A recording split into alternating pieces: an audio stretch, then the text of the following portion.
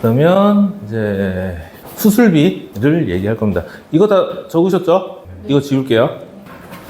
자, 수술이 뭘까요? 절단하고 절제. 자, 그러면 절단절제라고 했어요. 길을 가다가 뾰족하게 나와 있는 철제, 뭐 뾰족한 그런 쇠 파이프 같은 거를 못 보고 가다가 찌익 하고 긁혔어. 살이 찢어졌어. 꿰맸어요. 이거 수술이에요, 아니에요? 아니에요. 아니에요? 맞죠? 아니에요. 그러면 아까 뭐 암 같은 거 위에 암이 걸려가지고 열고 위암 부분을 절제해서 떼낸 다음에 꿰맸어요. 이건 수술이 아니에요. 무슨 차이죠? 절단. 내 몸에 있는 세포를 뜯은 거잖아요. 뜯어서 뺐어요. 이게 수술이라고 지금 말씀하신 거예요, 맞죠? 그러면 스텐트 삽입술을 들어봤죠? 그 뭐예요? 혈관이 막혀 있거나 할 때 얇은 관을 혈관에다 밀어 넣어요. 그런 다음에 확장을 시켜요. 그래서 피가 원활하게 흐르도록 하는 거예요. 이거는 절단 절제한 게 있어요? 넣으려면은 좀 절제해주잖아요.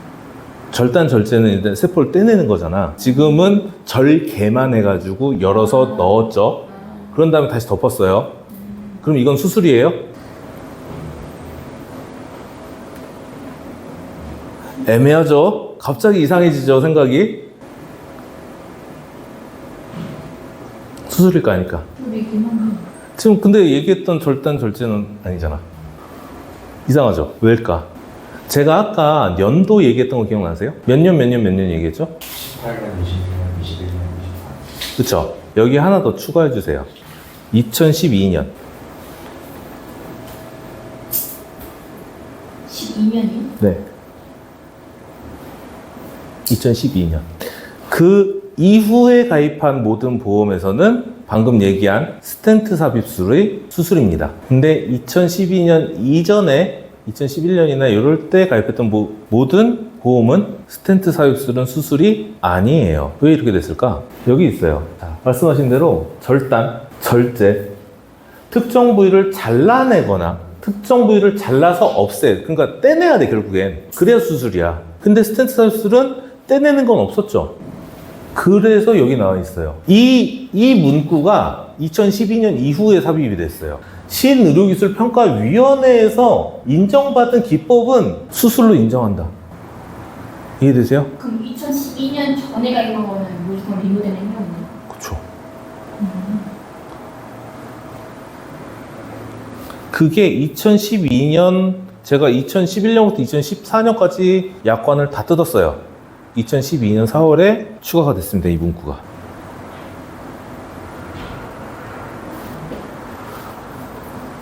이해 안 되신 거 없죠? 그럼 간단해요. 그래서 저는 정확하게 몰라도 아는 척 하는 게 중요하다라고 생각을 해요. 일단 우리는 연도수를 알고 있으면 되게 옛날 보험도 내가 정확하게 본 적은 없어도 판단할 수가 있어요. 그래서 자, 예를 들어서 2009년에 가입한 보험이야. 그럼 뭐가 문제예요? 수술. 또 허혈성 심령 질환도 안 되죠. 부정맥도 안 되죠. 치료비 없죠. 그럼 2015년에 가입한 보험은 혈관 질환은 확인해 봐야 되지만 없을 가능성이 높죠. 부정맥 없죠. 치료비 없죠. 자, 2019년에 가입한 보험은 부정맥이 없죠. 네? 표적 강화. 네. 부정맥, 표적 항암 혹은 치료비들 없죠. 2022년에 가입한 보험은 치료비들이 없죠. 그래서 없는 게 많을 때는 리모델링, 한두 개만 없으면 그 부분만 업셀링, 이런 식으로 접근하셔도 돼요.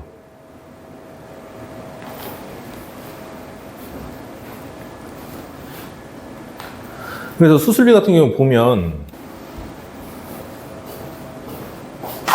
그냥 수술비가 있어요. 앞에 질병 혹은 상해라고 붙어요. 이런 수술비가 있어요.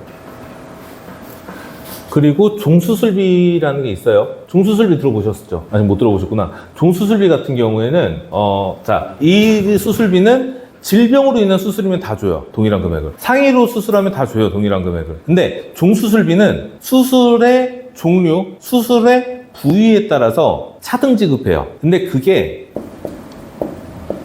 1, 3종이 있고요. 1호종이 있고요. 17 혹은 18종이 있어요.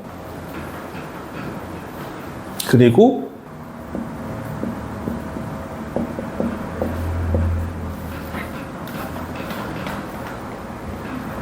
엔데라고 있어요. 이게 수술 종류예요.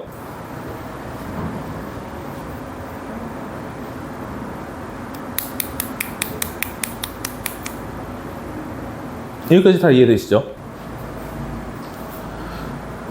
그러면 무슨 차이냐라는 거예요. 엔데는 질병만 있습니다.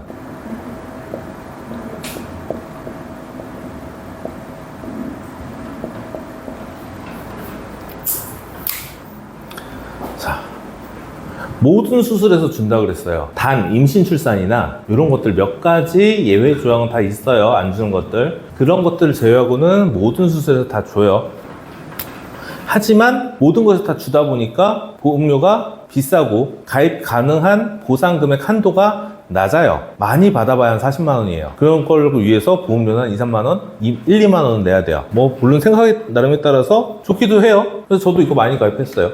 그걸 떠나서 자, 그러면 그리고 이 13종은 보통 2009년 이전에 가입한 보험들이 있어요.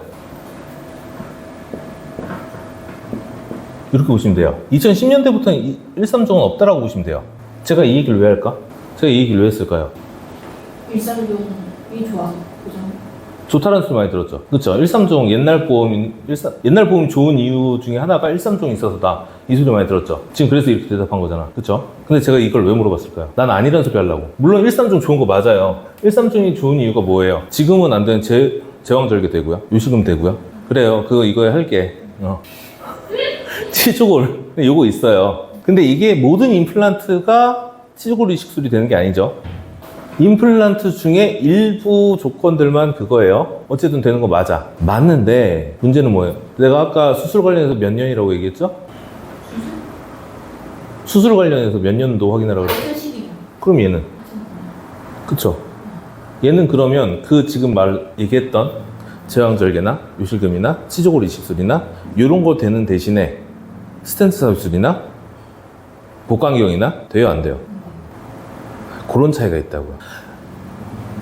무조건 좋다도 아니고 무조건 나쁘다가 아니에요. 모든 보험은 다 그래. 모든 보험은 무조건 좋은 보험 없어요. 무조건 나쁜 보험도 없어요. 그럼 여러분들은 어떤 차이가 있는지는 알아야 돼요.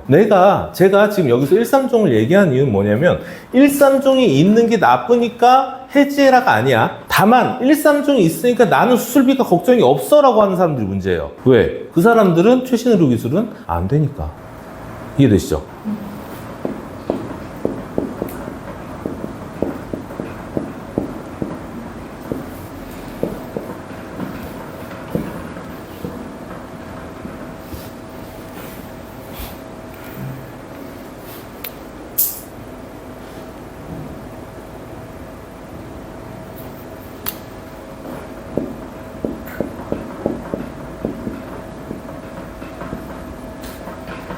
자, 그리고 13종은 그래서 옛날에 끝났고 이제 더 이상은 안 나오고 1호종이랑 17, 18종은 그리고 엔데까지도 지금까지 쭉 판매가 되고 있어요. 1호종이랑 17, 18종의 차이는 뭘까요?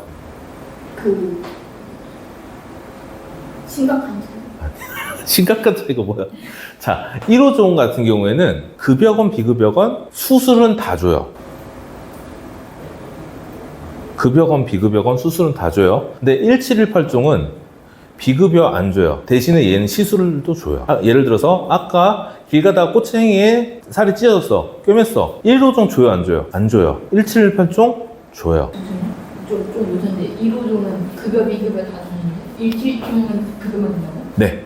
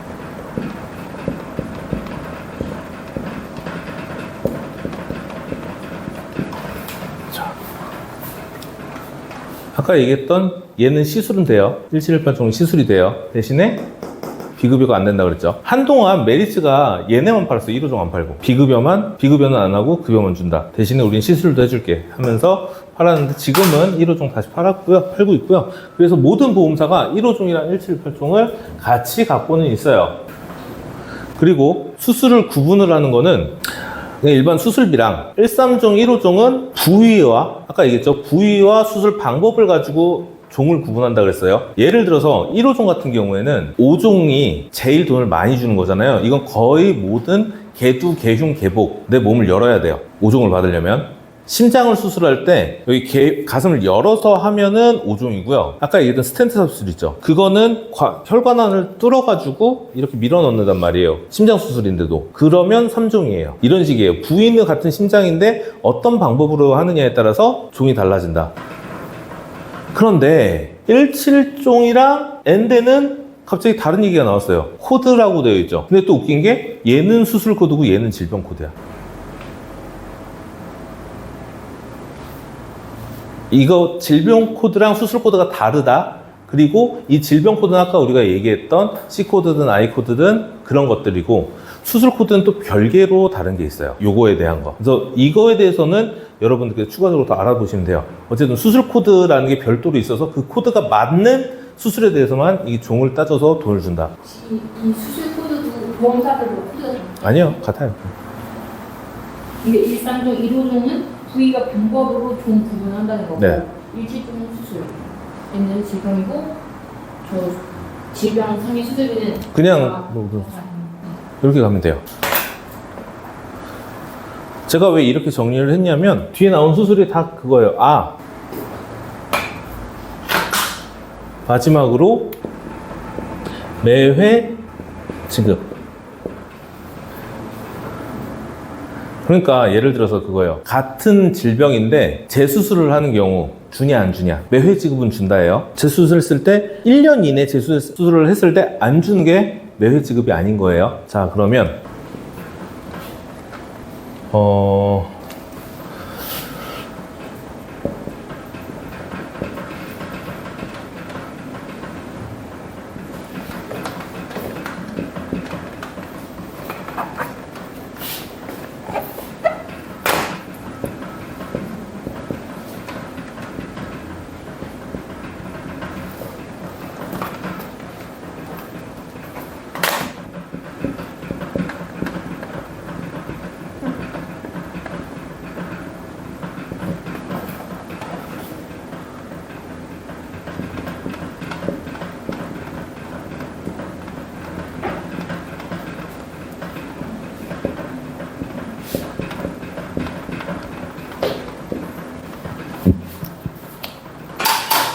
자, 이렇게 돼요. 매회 지급.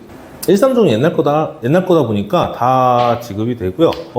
질병수술비, 상해수술비 중에서 매회 지급이 안 되는 회사가 일부 있어요. 그리고 1호종도 일부 있어요. 여기 일부 회사와 여기 일부 회사가 같지 않아요. 그리고 17종은 종별로 연 3회 한정, 엔데도 회당으로 지급합니다. 그럼 자, 여러분들이 봤을 때 어떤 게 제일 좋아요?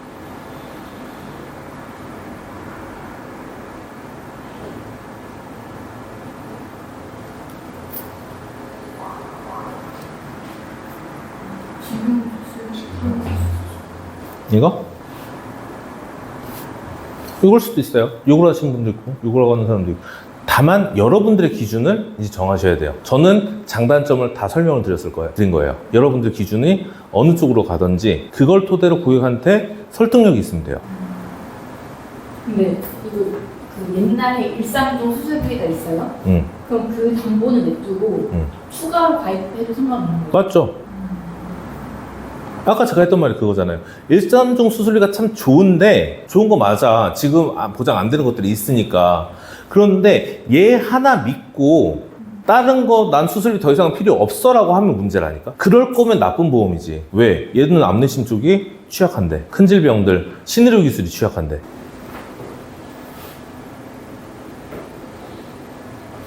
다 이해되시죠? 이거 지워요? 해도 돼요? 근데 시술이 정확히 뭐예요? 수술에 해당하지 않는 것들. 수술에 해당하지 않지만 칼대는 것들.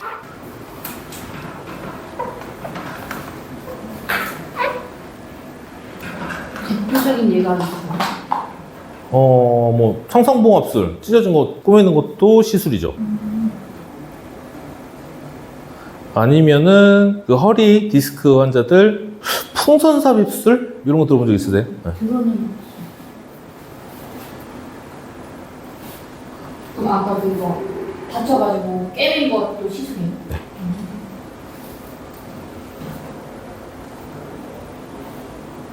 자, 그래서 여기서 보시면 정리가 돼 있죠? 그냥 수술이 있고요. 종수술이 있고요. 그냥 수술이 있고 종수술이 있고 자 질병당인 것도 있고 회당인 것도 있어요. 아까 맨 마지막 밑에 제가 회당 얘기했던 게 이 차이인 거예요. 위에 있는 거는 재수술을 하면 두 번째 돈을 줘요? 안 줘요? 안 줘요. 근데 이거는 재수술을 하면 돈을 준다. 그리고 이게 N대. 각 질병별로 수술을 하면 준다. 그래서 이 질병에 맞는 수술 코드, 질병 코드가 떠야 돼요. 그래서 용종은 종수술비에서 나오잖아. 질병 수술비도 나오고, 용종을 떼면. 근데 N대에서는 안 나와요. 이게 이게 N이에요? 그 차이가 있다라는 거. 이렇게. 대신에 얘들도 보면 다 수술 회당이죠. 그것들 외에 이제 이거 제가 여기서 설명드렸던 건 다 묶음, 크게 범위가 큰 것들. 이거는 범위 좁은 거. 딱 특정 질병에 대해서만 수술하면 줄게. 여기에 있는 특정 질병 수술은 두 가지 빼고는 그냥 다 지우세요. 가입할 필요도 없어. 그냥 이런 종류가 있다라고만 하려고 내가 한 거지 의미 없어요. 여기서 보는 거는 딱 두 가지. 뭐예요? 암 수술이랑 뇌랑 심장 관련해서 순환계. 이 두 가지만 보시면 돼요. 자, 보시면 암 수술 200만 원인데 5천 원이야. 그럼 만약에 이게 1000만 원이면 보험료가 27,000원 정도 하겠죠? 그쵸? 근데 이거 지금 동일인으로 계속 쪼개놓은 건데 암 1000에 27,000원이었죠? 근데 암 진단비 1000에 2만 원이야. 진단비보다 수술비가 더 비싸요. 그죠? 수술비가 더 싸다 그랬는데 왜일까? 맞아요. 매회 지급인데다가 아까 얘기했죠? 보험료는 통계다. 근데 언제 통계? 지금 통계? 과거 통계다 라는 거. 옛날엔 수술 많이 했거든요. 암도. 그리고 한 번에 안 돼가지고 여러 번 수술했고. 그래서 암 수술비는 보험료가 비싸다. 그래서 저는 설계할 때 그냥 아까 우리 봤던 주요 치료비를 넣는 편이지 암 수술비를 별도 넣지는 않아요. 너무 비싸서. 근데 고객에 따라서 암을 너무 예민하게 생각하시고 본인 가족이 암 수술을 했던 이력이 있으신 분들은 그거 안 넣으면 큰일 나요. 그래서 눈치 잘 보셔야 돼요. 고객들 어떤지. 이 통계는 언제 볼게요? 아니, 이 통계라는 거는 결국엔 그거예요. 보험사가 자기들이 지출했던 내역을 보는 거기 때문에 바뀔 일은 없어요. 네. 뭐 일정 기간마다 자기들끼리 좀 재조정을 하는 편이기는 한데 큰 틀에서는 쉽게 안 바뀝니다.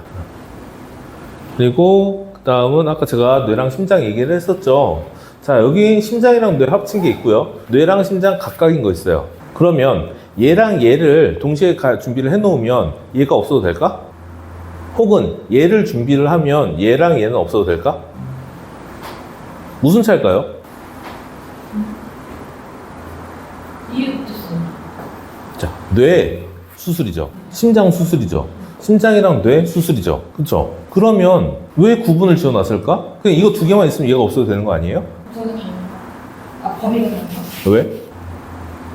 보험 왜? 그러니까 왜? 확률 그러니까 무슨 확률? 권리원은 그러니까요. 어떤 게 무슨 차일까요? 침 내혈관이 보장이 큰 게 아닐까 싶어요. 거지 나왔어요. 자, 보세요. 동일하다라면 이거 두 개 합친 보험료가 얘랑 동일해야죠. 그죠? 근데 이거 두 개 합쳐봐야 8,800원이잖아. 얘가 더 비싸잖아. 왜 그랬을까? 여기 심장 수술 봐요. 범위가 어떻게 돼요? 허혈 심장이죠. 그 소리는 뭐예요? 허혈성 심장 질환 수술만 된다는 소리예요. 근데 아까 얘기했을 때 심장 수술이 심장의 질병이 뭐뭐 있었어요? 허혈성만 있었어요? 부정맥이나 심부전은 허혈 심장에 포함돼요? 안 돼요? 안 되죠. 그럼 여기 있는 심내 수술에는 부정맥이 포함이 된다. 여기는 안 된다. 이것도 보험사한테 범위 다르지. 네. 그래서 여러분들께서 보험사를 선택해서 본인들 거 설계하실 때 잘 보고 고르셔야 돼요. 그리고 이거는 말씀드리는데 특정 들어가면 그냥 팔지 마세요. 고객이 받기가 굉장히 어려워요. 저도 처음엔 비뇨기니까 남자들한테 팔면 좋겠다라고 생각했는데 보세요. 보험료가 받을 일이 별로 없다는 소리예요.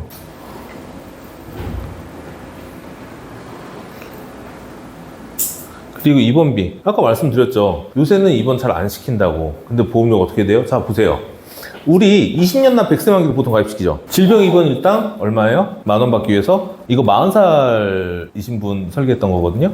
10,000원을 받기 위해서 10,000원을 내야 돼요. 그럼 이 특약으로 물론 보험이 돈을 벌고자 해서 가입하는 건 아니지만 보장성 보험이 내가 위험할 때를 대비해서 가입하는 거지만 10,000원을 받기 위해서 사실상 10,000원을 내야 되잖아요. 그럼 이 특약은 20년 납이면 총 몇 번 내요? 240회 내죠. 그죠? 이 특약은 고객이 240일 이상 입원을 해야 손해를 안 보는 특약이야. 그죠? 입원비라는 특약이 좀 그래요. 현재는 좀 가성비가 그렇게 좋은 편은 아니에요. 입원이라고 쳐주는 한도가 있다는 걸로 알고 180일 한도. 그것뿐만이 아니라 예를 들어 교육 때 들었던 것 같은데 6시간 이상 있는 거야? 6시간 이상 그건 당일 입원 얘기지. 어차피 쭉 입원을 하게 되면 6시간 넘어가니까. 지금 그 말씀하시는 것 같은 경우에는 수술을 할 때 실비를 받기 위해서, 근데 실비 같은 경우에는 입원이 있고 통원이 있잖아요. 통원은 얼마 한도예요? 25만 원밖에 안 되잖아. 근데 수술비가 한 400만 원, 500만 원 해요. 근데 입원 실비는 5천만 원 정도죠. 그러니까 입원을 시켜놓고 입원 실비에서 그 400만 원을 다 받기 위해서 입원으로 가는 건데, 수술마다 이제 막 몇 시간 안 되는 것도 있어요. 막 1시간 안에 끝나는 것들. 그런 거 해놓고 6시간 그냥 링거 수액 맞으면서 6시간 버티고 입원을 했다라고 올려라. 그런 것들을 이제 보험사에서 안 받아주겠다라는 거예요. 이해되시죠? 이거랑 그 얘기는 조금 달라요. 어찌됐든 입원 일단 요새 잘 안 하고 차라리 그래서 간병인 쪽을 많이 하는 편이죠. 왜냐하면 간병을 가족이 해주기는 쉽지 않아요. 이제 차라리 사람을 쓰겠다는 거지. 그리고 특정 질병 입원비는 그냥 패스하십시오. 얘네 진짜 안 주려고 막 애 많이 써요, 보험사에서. 왜냐하면 자, 보험사에서 얘기하는 병원과 특히 이런 요양병원 같은 거, 보험사에서 얘기하는 병원과 고객이 생각하는 병원이 달라요. 왜냐하면 그냥 고객들이 생각할 때는 뭐뭐 요양병원 하면 그냥 요양병원이잖아. 근데 보험사에서는 병상당 의사 몇 명, 그리고 병상당 특정 의료기구, 기계 이런 것들이 다 있어야 돼요. 그런 게 빠져 있으면 보험사는 우리가 얘기한 병원이 아니야 이래버린단 말이에요. 사실 대법원에서는 주라고 판결이 나긴 했는데 열심히 보험사에서 버티는 중이에요. 그러다 보니 수치도 통하는 상황. 네.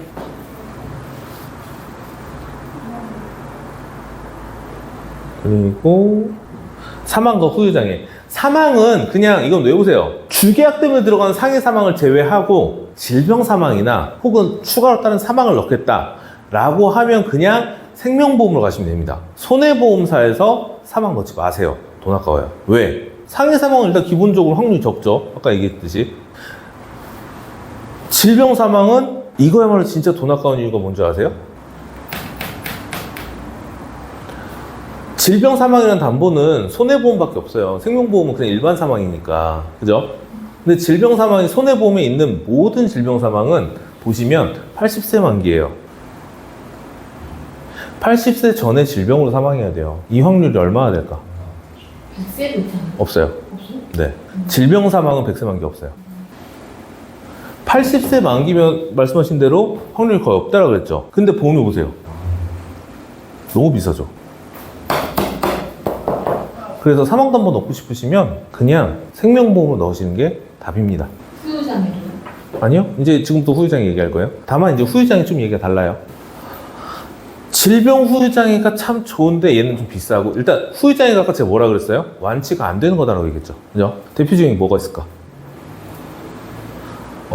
상해 쪽으로 얘기하면 공장에서 근무하시는 분들 막 절단돼가지고 손가락 잘리고 팔 잘리고, 자, 팔 두 쪽 있죠. 한쪽 잘리면 몇 프로? 50%. 그죠? 기능별로예요. 내 몸의 절반이 안 움직여야 후유장애 50%가 아니라 각 기능별로 50%인 거예요. 총 100%를 따지는 거예요. 그러니까 예를 들어서 내 한쪽 눈이 멀었어. 이래도 50%. 방금 얘기했던 팔의 한쪽이 잘렸어. 얘도 50%. 그럼 합하면 100%인데 내 몸은 얘랑 얘는 없어도 나머지는 다 움직여. 그럼 내 몸이 100%안 움직이는 게 아니잖아요. 그럼 각각 받을 수 있어요? 네. 다만 받기가 쉽진 않지. 완치가 돼야 되니까. 완치가 안 돼야 되니까. 아, 완치가 되는 완치가 되는 거는 후유장애라고 안 봅니다. 그러니까 팔이 잘리거나 혹은 남자분들은 좀 익숙한 단어예요. 십자인대가 끊어졌네? 이 얘기 좀 많이 들어봤죠? 좀 활달한 친구들은 축구하다가도 끊어지고 군대에서도 끊어지고 스키 타다가 끊어지고 십자인대 끊어져도 이게 다시는 안 붙어요. 그래서 후유장애예요. 혹은 여성분들 난소암 걸리시면 난소 그냥 떼버리시는 경우 있잖아요. 나이대 좀 지나가지고 더 이상 임신 생각 없으면. 그렇죠? 난소암 때문에 난소암 걸려가지고 난소 2개를 다 뗐어. 하나만 떼면 안 돼요. 이 경우에는 2개를 다 떼야 돼. 그러면 후유장애 50%. 이런 식으로. 그리고 혹은 여러분들은 지금 30대이긴 한데 혹시 옛날 가수 중에서 신해철이라고 아시는지 모르겠어요. 그분이 다이어트 때문에 위절제를 했었거든요. 근데 다이어트로 하는 건 안 되고 위암 환자들 같은 경우에는 위를 절제하는 경우 있어요. 그러니까 위가 이렇게 생겼으면 그냥 이걸 통으로 떼는 게 아니라 이 중에서 아래쪽을 그냥 떼는 거예요. 여기 위 전절제술은 50% 후유장애. 그리고 혹시 MC몽이라는 가수를 아시는지 모르겠는데 그분이 군대에 안 간다고 치아를 다 뽑았죠. 생리를. 근데 이게 그렇게 치료가 아닌데도 뺀 거 말고 실제로 아파서 뺐으면 혹은 사고가 나가지고 이걸 다 뽑았으면 영구치 결손 7개면 10% 이런 식으로 이런 식으로 있어요. 혹은 무릎 인공관절은 굉장히 흔하잖아요. 이제 흔해지고 있잖아요. 한쪽당 30%, 둘 다 하면 60%. 아, 인공관절 하나만 해도요? 네, 하나에 30%. 아까 말씀드렸던 양쪽 난소 50%. 이제 개념 좀 이해되시죠? 이런 느낌으로 가요. 그런데 이렇게 양쪽 난소를 잃었을 때 50%잖아. 근데 여성분들 중에서 나이대가 좀 올라가시고 그런 분들 중에서 자꾸 난소에 혹이 생기니까 이거 나중에 암 될 수도 있으니까 미리 떼시죠 해가지고 떼는 경우 있어요. 맞죠? 들어보신 적 있어요? 있어요. 그런 경우가. 그냥 사전에 좀 떼자라고 해서 떼는 경우 있어요. 그러면 둘 다 뗐어요. 그럼 이거 50%? 맞아요? 그래서 혹만 제거했을게요. 혹이 자꾸 생기니까 이거 나중에 암으로 발전할 가능성이 높으니까 미리 떼시자 하고 의사들이 제안하는 경우 있어요. 그래서 뗐단 말이에요, 둘 다. 그럼 이거 50%. 맞아요? 혹이 아니잖아요. 그쵸? 왜? 치료가 아니죠. 이건 예방이에요. 예방으로 갈 때는 안 줘요. 아, 지금 말씀하신 난소혹 제거가 혹이 생기니까 난소를 그냥 제거했을 때 혹이 생겼어도 혹만 가지고 난소를 제거하는 건 과잉 치료가 돼버리죠. 그래서 치료를 안 봅니다. 예방으로 보는 거지. 난소암 예방으로 보는 거지. 혹만 제거했을 때는 예방으로 가서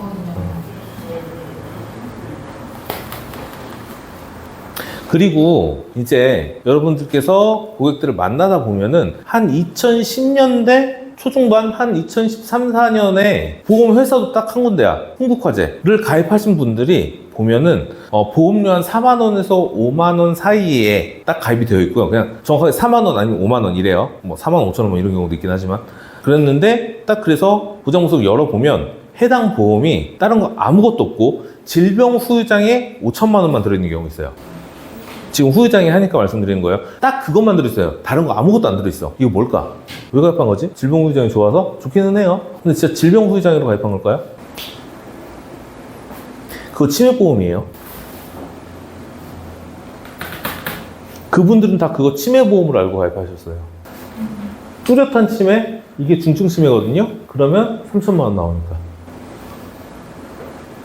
이해되시죠? 그러면 그런 보험을 발견하면 여러분들은 그 고객분한테 무슨 얘기 해야 돼요?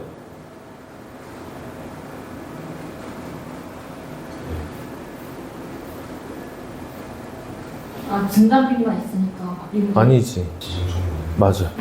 치매보험이잖아요. 물어봐야지. 하셨냐? 이 설계사가 아직도 당신 담당하냐? 이렇게 무책임한 설계사가.로 가는 거지. 여기까지 이해 안 되시는 거 있어요? 근데 약간의 치매가 경부 치매예요? 약간의 치매가 중등도.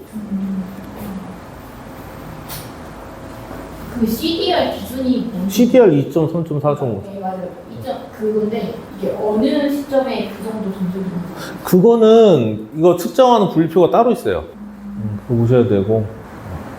그래서 요새는 CDR 이거 체크하는 것 같은 경우에는 한 번만 검사하고 끝이 아니란 말이에요. 일정 기간 동안 계속 그렇다는 걸 증명하기 위해서 여러 번 봐요. 2번 내지 3번 정도 확인을 해요. 검사관이 나와가지고. 근데 문제는 뭐야? 검사관이 나오면 멀쩡해지죠. 그리고 2번 중에 한 번이라도 멀쩡하면 또 안 돼. 그래서 요새는 치매보험보다는 재가보험 얘기 많이 해요. 재가보험은 좀 요거랑 검사는 결이 좀 달라서.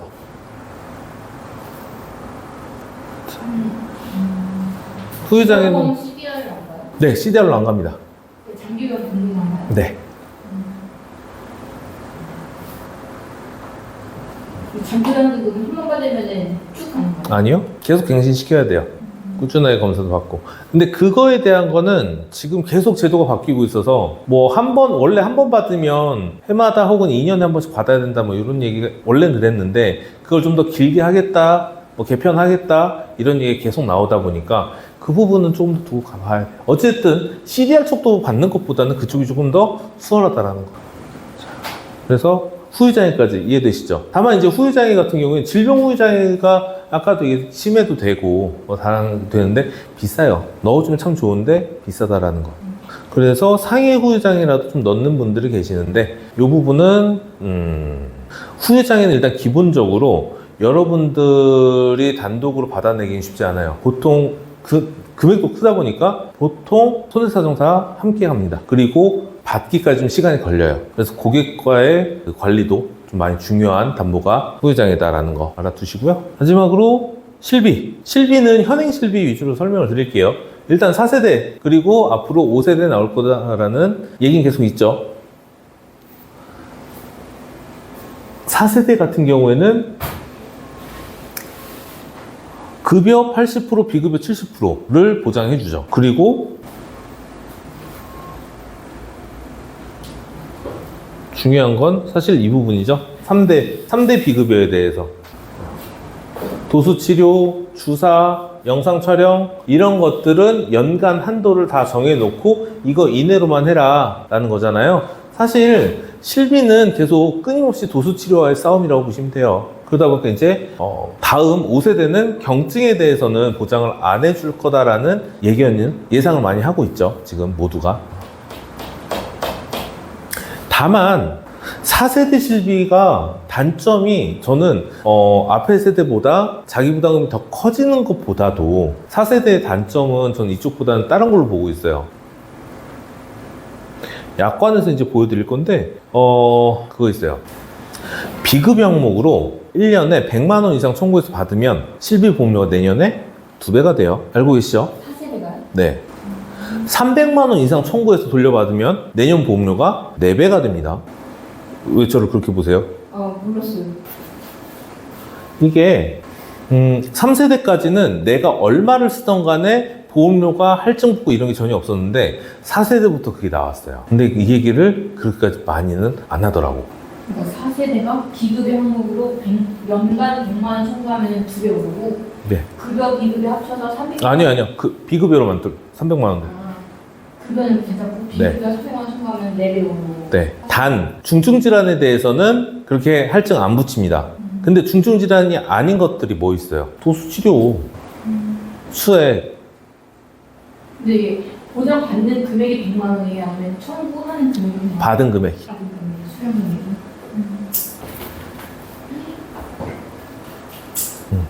그래서 5세대도 이제 그런 식으로 혹은 아예 그냥 경증을 보장을 안 해주는 식으로 가려고 지금 한다라는 게 예상이 되고 있고요. 그래서 옛날 실비가 참 좋은 건 맞는데 문제는 뭐예요? 옛날 실비는 보험료가 너무 비싸니까. 그런 기준을 여러분들이 잡고 계세요. 그래서 무조건 요즘 걸 바꾸는 게 나쁜 것도 아니고 무조건 옛날 걸 지킨다는 게 나쁜 것도 아니에요. 고객의 상황, 당장 보험료가 힘들어. 그럼 어쩔 수 없잖아. 다만 이렇게 바꾸면은 그런 할증 붙는다라는 것들은 여러분들께서 경고는 해주셔야죠. 그 경고 안 하면 어떻게 돼요? 여러분들 문제 생겨요. 상품 설명 제대로 안 했다고. 그래서 그런 내용들 이렇게 잘 오픈 안 돼 있는 것들을 여러분들이 알고 계셔야 되는데, 그래서 약관을 볼 줄 알아야 돼요. 지금까지 우리가 특약들에 대해서 제가 설명을 아무리 드렸지만 이게 모든 특약의 극히 일부만 설명드린 거예요. 자주 쓰는 것들만. 실제로는 특약이 어디까지 있어? 엄청 많아. 그건 저도 못 외워요. 그리고 그때그때 특약들이 다 다른데 시기별로 회사별로 다 다르단 말이죠. 그럼 어떻게 다 외워? 그래서 여러분들은 특약에 대해서 섣부르게 자신 있게 얘기하시면 안 되고, 고객이 뭔가 문의를 하잖아요? 그럼 뭐라고 해야 돼? 갑자기 연락이 왔어. 죄송한데 제가 지금 상담 중이라서. 일단은 뭔가 문의를 했어요. 내가 궁금한 게 있는데, 그럼 어떤 거세요? 라고 확인을 하시고, 그 다음 죄송한데 제가 상담 중이라서요 하시고 닫으세요. 그다음 확인하시고 대답을 해주세요. 아셨죠? 절대 확답하지 마세요. 왜냐하면 고객한테 연락이 왔을 때 고객이 내가 잘못 대답한 거를 만약에 녹취를 했다라고 하면 그거 가지고 민원 넣어요. 여러분들을 위해서라도 대답은 약관을 보고 하셔야 된다는 거. 그래서 약관 같은 경우에는 모든 보험사 홈페이지 가면 공시실이라고 있어요. 여기 들어가서 보시면 되는데, 대부분 여러분들이 약관을 확인할 때, 고객이 요청해가지고 약관을 확인할 때는 당장 내가 저번 주에 가입시킨 고객이 아니면 대체로 다 판매 중지 상품이라고 보시면 됩니다. 동일한 상품명이라고 하더라도 가입 시점에 따라서 약관이 바뀌어 있어요. 그래서 판매 중지로 한 다음에 뒤에 숫자 보고 연도랑 월수 몇 월인지 보고 해당 약관을 찾으시면 되고요.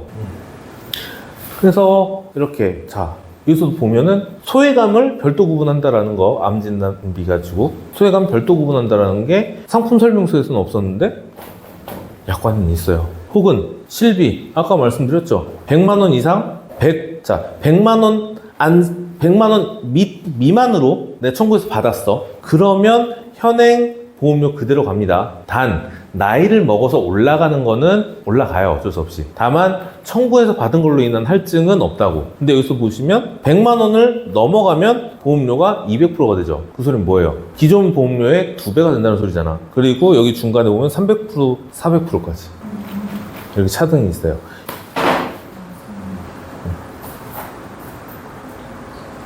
그럼 나이가 올라가면서 또 2배 이상 올라가겠죠. 4배 이상 되는 거죠.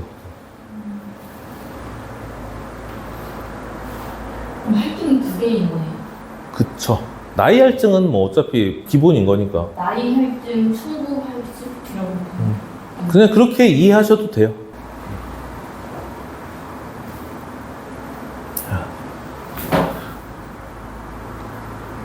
그래서 자, 여기까지 해서 특약들에 대해서 설명이 다 끝났어요. 특약, 그리고 그 특약들에 대해서 내가 모르는 것들을 어떻게 찾아봐야 되는지, 고객한테 어떻게 대해야 되는지까지 말씀드렸는데, 여기까지 해서 이해 안 되시거나 궁금하신 거 있으세요?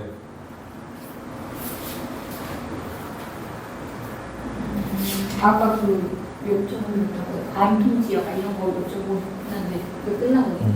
그 말고는 없으시고. 오케이. 그러면 이론은 또 여기까지 일단 간단하게 끝내고, 마지막으로 이제 니즈 환기. 아까 제가 뭐라고 말씀드렸어요? 고객한테 만족을 심어줘야 된다고 그랬죠. 그런데 막연하게 그냥 내가 설명 쭉 한 다음에 이거 이래서 좋으니까 하세요 하면 만족하면서 해요? 안 한단 말이야. 이 보험이 왜 필요한지 본인이 와닿아야 돼. 내가 백날 좋다고 해도 그 사람이 안 와닿으면 그걸 가입할 리가 없잖아요. 만족을 못 하는데. 그러면 그 고객이 만족하는 건 보통 뭐예요? 특히 보험에서는. 일각에서는 뭐 어떤 사람들은 보험은 너무 공포 마케팅을 한다라고 하는데, 사실 맞아요. 내가 걸릴 것 같고 내가 아플 것 같고 내가 그로 인해서 돈이 없을 것 같아. 이게 무서워야 보험을 가입하는 거예요, 사실. 그게 맞기는 해. 근데 우리가 없는 소리를 하면 우리가 사기꾼인 거지. 근데 통계적으로 혹은 고객이 와닿으면 그거는 공포 마케팅이 아니라 고객이 진심으로 느낀 건데, 그 부분은 좀 고려를 해야 된다. 그래서 고객이 보험에 대해서 니즈를 느끼는 부분을 몇 가지로 골라봤어요. 첫 번째는 뭐예요? 가족력. 사실 가족력은 과학이에요. 실험도 안 해, 과학자들이. 왠지 아세요? 유전 관련된 거는 너무 세. 그래서 유전 같은 건 빼고 실험을 해요, 보통은. 저 같은 경우에도 아까 저희 작은아버지 말씀을 드렸었잖아요. 이게 저희 작은아버지도 그렇고 저희 할아버지, 할머니 다 혈관계통이세요.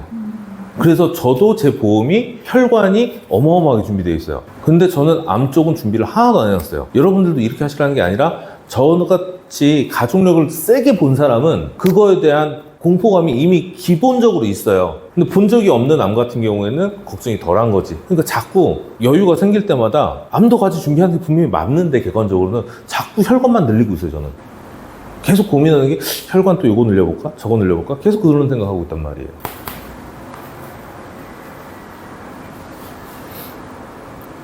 그리고 가족력이 아니더라도 나랑 내 또래, 나랑 나이대가 비슷한 사람, 혹은 나랑 생활 반경이 비슷한 사람, 혹은 내 주변인들, 혹은 내 회사 동료들, 이렇게 좀 분명히 피는 안 섞였는데 나랑 생활 패턴이 비슷한 사람들이잖아요. 사실 같은 회사에서 일하는 사람이라던가, 그죠? 같은 동네에서 일하는 사람이 사는 사람이라던가, 이러면 나랑 뭔가 생활 패턴이 겹치는 부분이 있는 사람들이에요. 근데 그런 사람들이 어딘가 아파. 그럼 나도 이제 아플 것 같아. 저거예요. 제일 대표적인 게 뭐예요?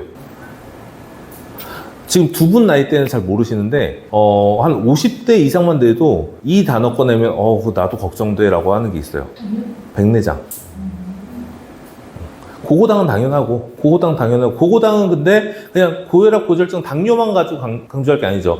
고혈압, 고지혈증, 당뇨가 문제면 뭐예요? 결국에 혈관계통이 문제가 되는 거고, 그런 거 말고 일단 기본적인 수술 같은 경우에는 백내장. 이거 진짜 우리나라에서 한 60-70% 된대요. 몇 살 때? 50대 이후부터는 특히 여성분들. 그리고 그 다음은 이제 리스크 관리.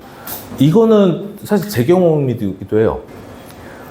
어떤 사람들은 뭐 벌이도 충분하고 그냥 아프면 아픈 거에 대한 치료비만 준비하면 돼요 라고 하시는 분들도 있어요. 그죠? 그런데 제가 겪었던 거는 한 번 아프면 일을 못해. 수입이 끊긴다고요. 그럼 그 부분도 같이 해결을 봐야 돼요. 저는 코로나 걸렸었는데, 뭐 우리나라 사람들 대부분이 걸렸었던 그 코로나인데, 저는 중증으로 걸렸어요. 그래서 열이 40도를 넘었고, 폐에 4분의 1을 제외하고 나머지가 다 하얗게 굳어가지고, 이 사람 산에 중내 했었어요, 병원에서. 지금 다행히 멀쩡하게 돌아왔지만, 거기에다가 그로 인해서 폐렴까지 갔는데, 이 폐렴이 안 나와가지고, 그 당시에 코로나 초창기에 걸리면 2주 격리하고, 저는 격리 입원까지 해가지고 격리 든 다음 2주 지나면 더 이상 전염성은 없으니까 퇴원시키잖아요. 퇴원하고 나서 2달 반가량을 더 쉬었어요. 폐렴까지 와가지고 이게 안 나와서. 기침하다가 뼈에 금 갈 뻔하고, 이게 너무 계속 하다 보니까. 그러면 자 보세요. 2달 반가량을 거의 쉬었다고 했잖아. 그럼 전 2달 반 동안 돈을 못 벌죠. 특히 우리 일은 기본급이 없잖아요. 그러면 근 석 달을 쉬었고, 또 보험은 일을 한 달을 하면 다음 달 말에 돈이 들어와. 그죠? 근 5달 동안 거의 수입이 없었다는 소리예요. 치료비가 좀 돼요? 안 된다고. 내 생활비까지 같이 책임져줘야 된다고, 보험이. 치료비만 딱 맞게 준비하는 거는 이제 모든 준비가 되는 게 아니에요. 좀 여유 있게 준비할 필요가 있다라는 거.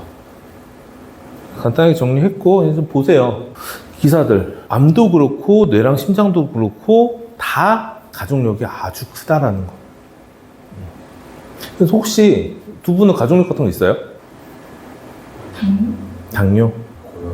고혈압. 다들 혈관계는 준비하셔야겠다라는 거. 근데 생각보다 암은 없으시네요? 우리나라 3분의 1이 암이라는데? 암은 있을 수도 있었던 것 같은데 일단 지금은 없는 것 같아요. 저는 친가 외가 팔촌 다 없대요, 암이. 그래서 더 저 암을 좀 신경 안 쓰는 것도 있어요. 근데 뭐 보통은 그리고 제가 혈관계통도 차라리 가족력이 없었으면 그냥 전체적으로 준비하자 이렇게 하면서 제가 보험을 했을 텐데, 혈관계는 그냥 바로 작은아버지, 할아버지, 할머니 다 잃어버리니까 암 몰라 나는. 혈관만 진짜 막 제가 한 달에 보험료 30만 원 내는데 이 중에서 혈관 계열만 보험료가 근 20만 원이 좀 넘을 거예요. 나머지 다 합쳐봐야 뭐 10만 원이 안 되고, 혈관 쪽만 다. 그런 식으로. 뭐 물론 이게 정상적으로 제대로 된 보험 설계는 아닐 거예요. 내가 일단 걱정하는 게 그거니까. 그 다음은 이제 지인 경험. 이거는 일단 나이대에 맞춰서 적은 거예요. 나이대에 맞춘 통계 자료인데, 보세요. 50대부터 이미 백내장은 1등이야, 수술에. 40대도 3위예요. 백내장. 그래서 그 암내심 무서운 줄 다들 아세요. 근데 이제 우리가 설계하는 이제 고객한테 설명하면서 얘기를 할 때, 수술비 얘기를 할 때 그냥 수술비 이런 게 있구나 하다가, 그런데 고객님 백내장은 실비해서 안 되는 거 아세요? 라고 하면, 자, 여러분들도 아세요? 백내장은 실비해서 안 돼요. 아시죠? 아셔야 해요. 왜냐하면 왠지도 아실 거잖아요. 그러다 보니까 고객분들한테도 꼭 얘기해요. 백내장은 실비해서 안 돼요. 그럼 그거 어떻게 하실 거예요? 근데 수술비는 되네. 백내장은 뭐 주변에 누구 한 적 있지 않아? 이런 얘기도 필요 없어요. 그냥 일정 나이대 이상 분들한테 백내장 걱정 안 되세요? 근데 백내장은 실비가 안 돼요. 그럼 백내장 뭘로 할 거야? 그거 준비하셔야죠. 라고만 해도 충분해요. 그거 말고는 그 다음 뭐예요? 척추 수술. 뭐야? 디스크 수술. 그 다음은 뭐예요? 관절 수술. 인공관절. 그 다음이 뭐예요? 스텐트 삽입술. 그래서 우리가 수술비 얘기를 해줘야 된다.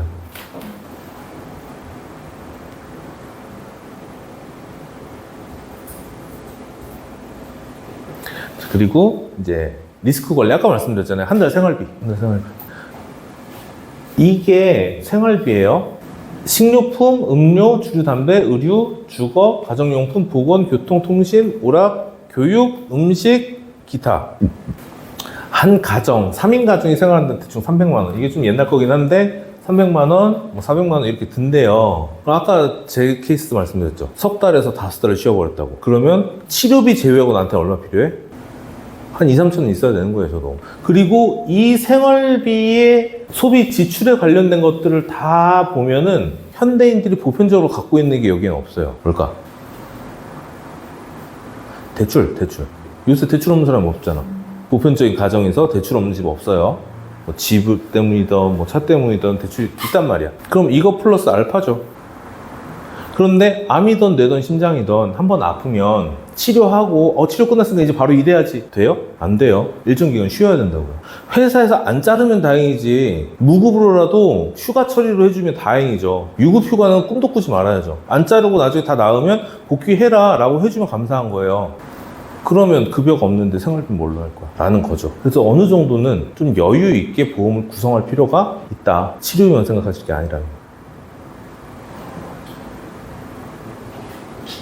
여기까지 이해 안 되시는 거 없죠? 그래서 저는 이런 식으로 상품만 얘기할 게 아니라 고객이 어떤 걸 어느 부분에서 니즈 관계가 되는지, 어떤 부분은 지인 얘기에서 니즈 관계가 되기도 하고요. 어떤 분은 가족력에서 니즈 관계가 되기도 해요. 그러니까 상담하면서 고객이 어디에서 좀 더 예민하게 판단하는지 느끼는지 그런 걸 꼭 여러분들이 판단해 주셔야 돼요. 알죠? 니지연기 할 때 이걸 다 써요? 아니면 몇 개, 몇 가지? 그때그때 달라요. 얘기 막 초반에 막 다 던져요. 그러다가 하나 반응 온다 싶으면 반응 없었던 거 다 뒤로 미루고 이제 반응 오는 것만 파고드는 거지. 일단은 여기까지 하고 내일 과제 다 준비해 오시면 내일 또 저랑 함께 하루를 보낼 예정입니다.